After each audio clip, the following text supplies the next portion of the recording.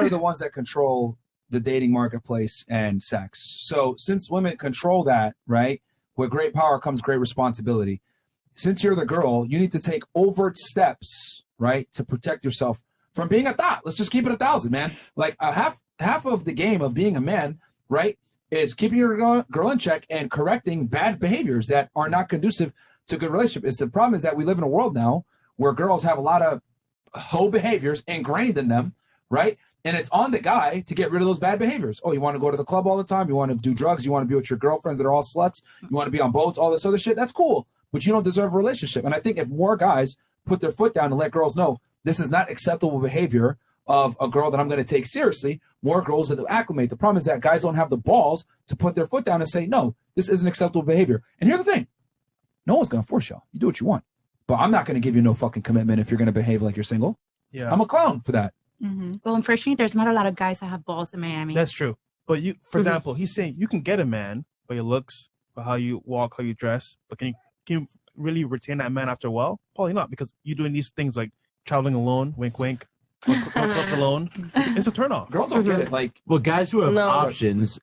The guys who have options are going to choose their best options the same way that women with options will choose their best option. But the way a man ranks his options is going to be different than how a woman ranks their options, right? And a guy who's going to be prioritizing women who he thinks are actually going to be loyal and more feminine and fall into that feminine role, if all other things being equal.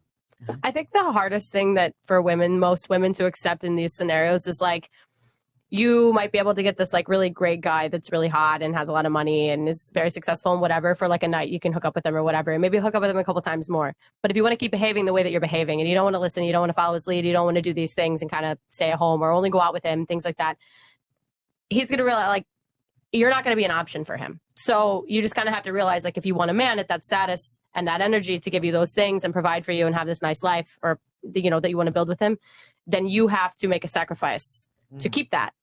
And if you don't want to make that sacrifice, then that's okay. But you have to accept that, you know, you're losing what you want. What if he's cheating on you? Are you still going to accept that?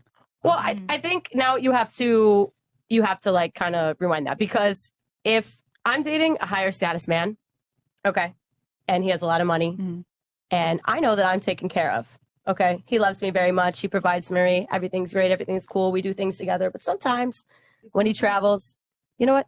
I don't care. And I think that it's easier. I think it's easier when these scenarios don't work if the man is not high value. If the man is not making a lot of money, and if the man's not making a lot of money and the man is not like providing and taking care of everything, like these scenarios don't work. Because I'll be damned if I'm paying for bills and I'm working and you're out fucking bitches, I will be damned. So, okay, but if you're taking care of me, break all your clothes, you're more accepting if he's taking care of you. No, of course, but you know that he's cheating on you. So how does that make you feel, knowing that another woman is always going to be around and always like, she can't take your place because she's going to be a side bitch, obviously. But like, and that's where it comes. That's where the difference lies with men and women. Okay. It's because she'll never take my place. I know that I am the loved one. I know that I am his. I know that he loves me and he cares about me because I'm the one he's taking care of. Well, what if y'all are married? He might sleep with one girl for one night, whatever. Men are men.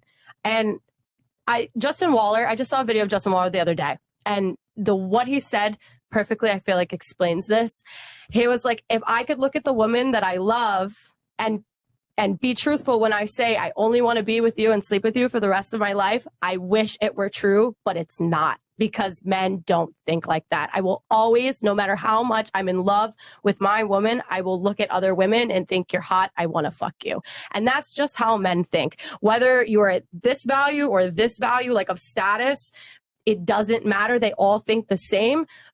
But I think the higher value people have a better chance of doing it because they're probably going to be a little more open about it. And also like, you're going to be secure, like financially, emotionally, like they're going to be taking care of you. You know what I'm saying? Like it's, if we're struggling financially and you're out spending your money on other bitches, like now I'll be fucking damned. It's still emotionally damaging to let me say something. Go through that. If there's a guy who's a loser and he's not setting these boundaries and he's cheating on you, that's just a weak dude.